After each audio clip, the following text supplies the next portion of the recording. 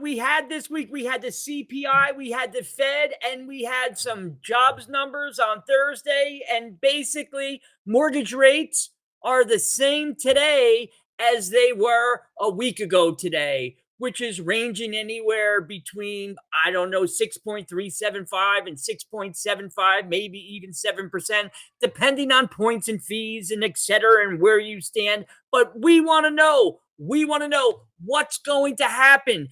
So many of the experts are waiting for something to break. And the Fed was a little hawkish when they spoke the other day. But I'm going to bring on right now Bond Guru. I mean, he's a guru. And he thinks the tough talk from the Fed doesn't mean that much. And I'm going to bring on Jeffrey Gundlach. He is phenomenal. So don't miss this. Said hawkish times 10. What was your take? It was definitely hawkish in the rhetoric, but obviously wasn't hawkish in the action. It's the pause. I feel like the Fed is getting kind of Mr. Magoo-like again, where the last meeting it was a hike, but it was called a dovish hike, and now we've got a hawkish pause. I wonder what the mix will be in the July meeting, because it seems like the unanimity of opinion that we need more rate hikes has been made clear, but the path of rate hikes is all over the place.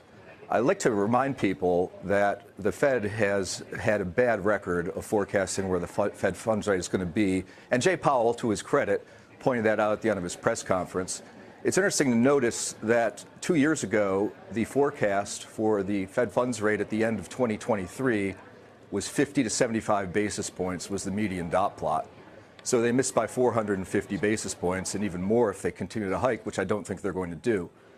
So we seem to have some Fed people thinking that rates are going to stay above 5 for years, and some other Fed people think it's going down to 2.5.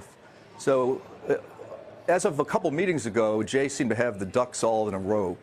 Everybody was in agreement, and now it's like he's trying to herd cats again, and he's doing the best he can. But I don't understand all of this talk about this strong economy.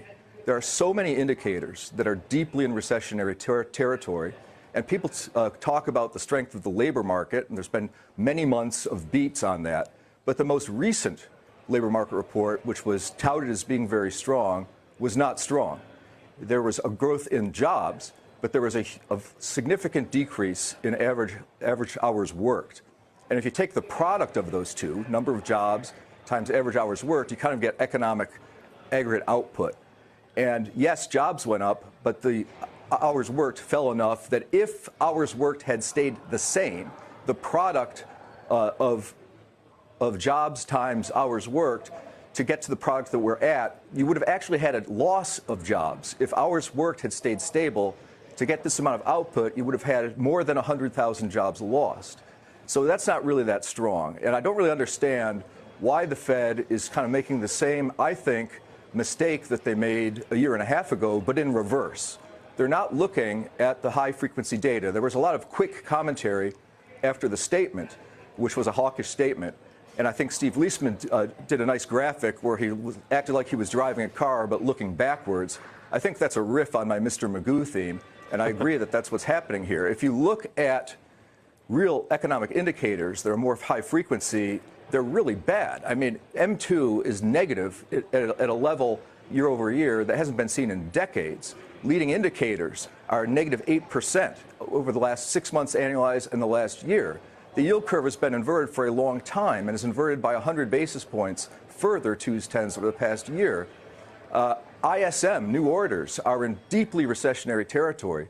ISM manufacturing PMI is massively recessionary, and even services has given up the ghost, going down to 50.3 on the services ISM PMI. I'm really hard-pressed to find an indicator that's really strong, and you can tell me it's employment, but the thing that I just referenced about the aggregate product, but also the unemployment rate has peaked its head above its 12-month moving average. Not by a lot, but it's above its 12-month moving average. Now, it's not anywhere close to its 36-month moving average, which is an absolute lead pipe cinch if it crosses that in a recession. That's still up at about 5%. But when you think of the 36-month moving average, that's 3 years.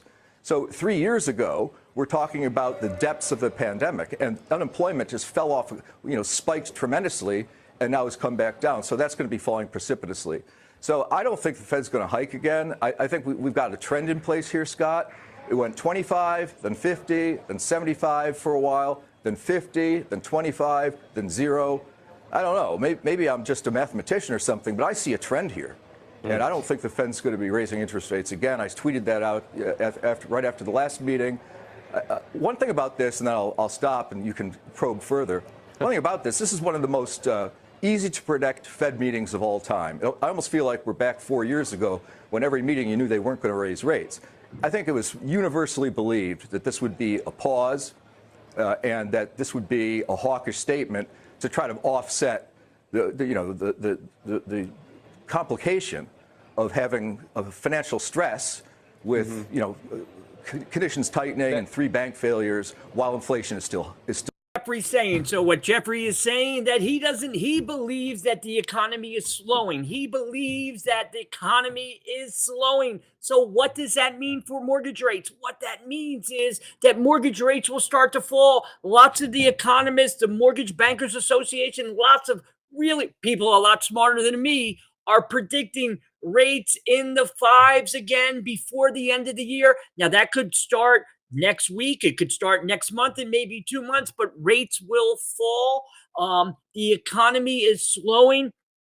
It just takes a little time for the data to catch up with the numbers. And once we see the data and the numbers catching up, you're going to see mortgage rates start to fall. So if you have any questions about anything having to do with mortgages, if you want to know about a refinance and how to consolidate debt with all that extra equity, if you want to know about an ARM, or should I do a 15-year or a 30-year, or how does it work on a multifamily, and what type of loan should I get, you've come to the right place. So go to Jerry DeMaio at www.mortgage-zoom.com, and we're going to have an appointment. It's going to look a lot like that, and we can go over everything together. I can give you all the facts. So again, thank you again for joining. Hey, that's Jerry at Mortgage Zoom. Thank you again for joining. We'll see you next week. Again, this is Jerry DeMaio from mortgage-zoom.com, and we'll see you soon. Thank you.